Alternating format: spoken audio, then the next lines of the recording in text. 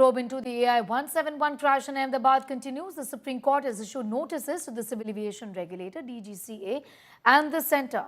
Hearing a plea by Captain Sumit Sabharwal's father seeking an independent investigation, the bench observed that the pilot must not be blamed for the tragedy and that his father should not bear that burden.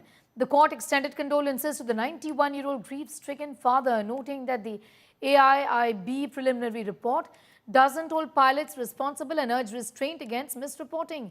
It clarified again that these insinuations should be raised before the appropriate forum, not through a writ petition. Captain Sabharwal's father had moved top court after insinuations based on the preliminary report suggested the pilot was at fault. That in fact upset him greatly, and he was very vocal about that as well. The AIIB preliminary report mentioned a cockpit exchange where one pilot asked the other about shutting down the engine's fuel switches, a detail later cited by the Wall Street Journal that blamed the pilot for the crash.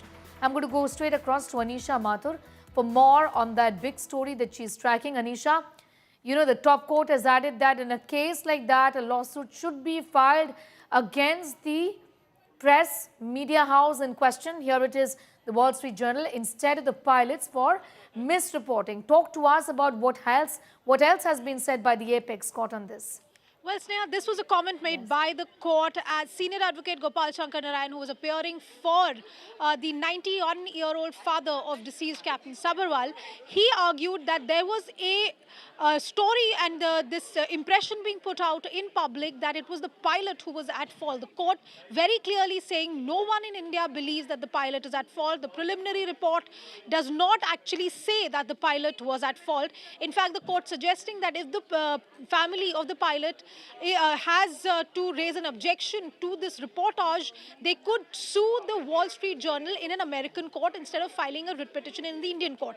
However, the more important aspect is that the court has accepted the argument and has issued notice to the Civil Aviation Ministry, DGCA and others to respond on this particular petition. Now, what does the father of the deceased pilot want? They want a detailed independent inquiry under the Aircraft Act and the International Convention by an independent authority. What they are saying is effectively that the preliminary inquiry that has been done by the AIIB so far is not the independent inquiry that is mandatory under the international conventions.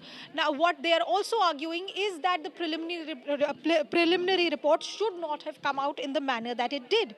It is called now for a judicially monitored probe into what exactly happened when this flight went down. Remember, this flight, this air crash had killed about 260 people in Ahmedabad when this aircraft had crashed, and Captain Sabharwal's father has been saying throughout that it could not have been his son's fault. And today the court clearly saying nobody is blaming the pilots at the moment. The inquiry has to be conducted, and therefore now the DGCA, the Civil Aviation Ministry, has to answer regarding the procedure of inquiry and the independence of this inquiry. Remember, the issue that has been raised in this, and I'm reading out from the petitioner, is for fair, transparent and technically sound investigation into the crash, which is under the international conventions with regards to aircraft crashes. So we'll have to wait and see now what the government has to say when this matter comes up again. The matter will be heard now on the 10th of November.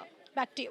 All right, I'm going to leave it there for the moment. Anisha Mathur with that detailed report on what has been said by the Apex Court as far as the crash probe hearing, now adjourned up until the 10th and 3 days from now, is concerned. Here, this has got to do with the crash involving AI-171.